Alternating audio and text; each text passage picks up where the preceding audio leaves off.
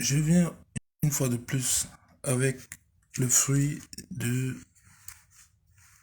enseignements, des méditations et des découvertes bibliques. Aujourd'hui, euh, encore une fois, euh, euh, parler de certains sujets, de certains thèmes, euh, ou partager. Donc, sachant que la connaissance ne fait jamais de mal, bien au contraire, la connaissance peut être salutaire. Euh, bon, pour argumenter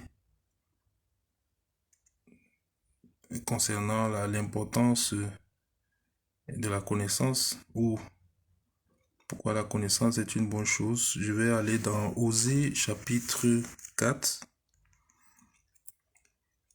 où il est écrit: Écoutez la parole de l'Éternel, enfants d'Israël, car l'Éternel a un procès avec les habitants du pays, parce qu'il n'y a point de vérité, point de miséricorde, point de connaissance de Dieu dans le pays. Ça, ce n'est qu'un exemple. On peut aussi retrouver toujours dans Osée, au chapitre 6, verset 3. On peut lire: Venez, retournons à l'Éternel, car il a déchiré, mais il nous guérira, il a frappé, mais il bandera nos plaies. Le troisième jour, il nous rendra la vie dans 2 jours. Le troisième jour, il nous relèvera et nous vivrons devant lui. Connaissons, cherchons à connaître l'Éternel. Sa venue est aussi certaine que celle de l'aurore. Il viendra comme nous, pour nous comme la pluie du printemps qui arrose la terre. Il y a encore plusieurs passages qui parlent de connaissance. Par exemple, au verset 6 du chapitre 6 dans Osée: Car j'aime la piété et non les sacrifices, et la connaissance de Dieu plus que les holocaustes. Donc, ça c'est juste un petit échantillon de versets pour dire que la connaissance est une bonne chose quand même. Et qu'il n'y a rien de mal à connaître. Maintenant, aujourd'hui, le thème dont il est question, c'est toujours dans le sens de comment obtenir le salut ou comment même comment être béni, comment être sauvé. On a un épisode après Abraham, après la bénédiction obtenue par le patriarche Abraham. On a son petit-fils Jacob qui, dans cet épisode, lutte avec Dieu. Et en anglais, c'est plutôt comme un match, c'est comme un match, c'est comme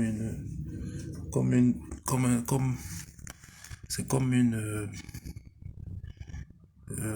je sais pas si on peut comparer ça à un échange de force, ou peut-être pas un échange de force, mais à c'est peut-être comme si c'était dans le sens, s'il s'agissait d'une discussion entre deux personnes, une confrontation sur le plan verbal, on pourrait dire que c'était un débat ou un duel. Bon, je peux pas dire un duel quand même.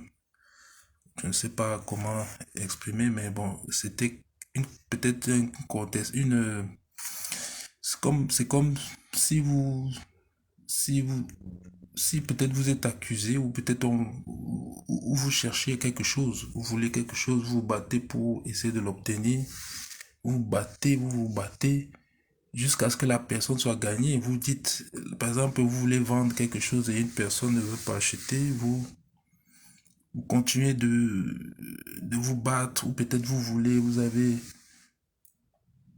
avez quelque chose que vous demandez, comme il a été écrit: cherchez, cherchez, vous trouverez, demandez, on vous donnera, frappez, on vous ouvrira. Donc, À force de frapper, à force de demander, à force de questionner, c'est souvent ça le principe de, ça peut, souvent dans la prière, ça, il arrive, dans certains cas, c'est bien de demander, demander, demander, et après on voit la réponse, on voit, à force c'est aussi un principe dans la vie qu'à force de cogner à la porte, on ouvre.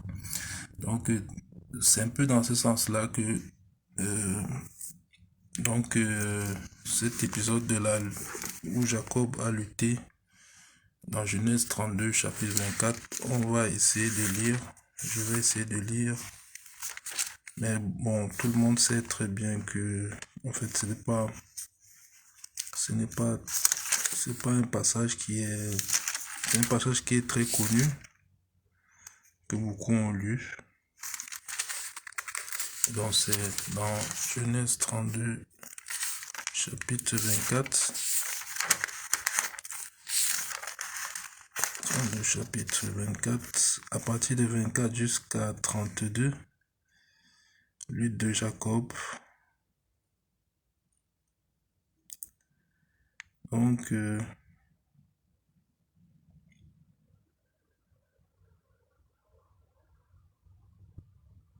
est écrit au verset 30 du chapitre 32 dans la Genèse. Jacob appela ce lieu du nom de Péniel car dit-il, j'ai vu Dieu face à face et mon âme a été sauvée. Au verset 29, il est aussi dit, Jacob l'interrogea en disant, fais-moi, je t'ai pris connaître ton nom. Il répondit, pourquoi demandes-tu mon nom? Et il le bénit là. Il est aussi écrit dans le verset 28, il dit encore, ton nom ne sera plus Jacob, mais tu seras appelé Israël, car tu as lutté avec Dieu et avec des hommes, et tu as été vainqueur. Donc c'est... Bon, on comprend bien l'idée derrière. Donc il a obtenu ce qu'il désirait, la bénédiction, après cette rencontre avec celui-là qui pouvait lui le bénir, celui-là qui pouvait véritablement le bénir, puisqu'il avait obtenu la bénédiction d'abord d'une manière, bon, peut-être qu'il avait besoin d'une confirmation, vu que, je ne sais pas, peut-être qu'il y avait du doute, c'était une période de doute, une période puisqu'il fuyait, puisqu'il était dans le doute, puisque il avait certaines craintes de son frère qui le poursuivait, et bon, et puis je crois qu'il fuyait aussi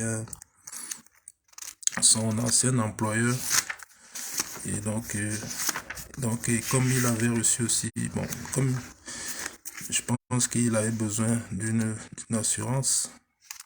C'est l'assurance qu'on obtient souvent après qu'on soit baptisé, après qu'on ait reçu, après la confirmation de ce qu'on demande, ce qu'on cherche, c'est-à-dire le salut, en se faisant baptiser au nom de Jésus-Christ.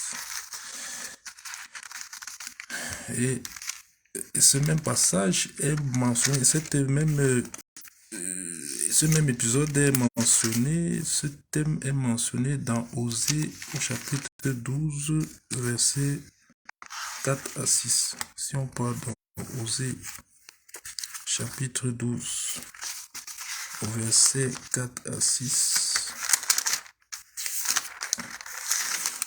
il est écrit à partir du verset 4 dans le chapitre 12 d'Osée, il est écrit: dans le sein maternel, Jacob saisit son frère par le talon, et dans sa vigueur, il lutta avec Dieu.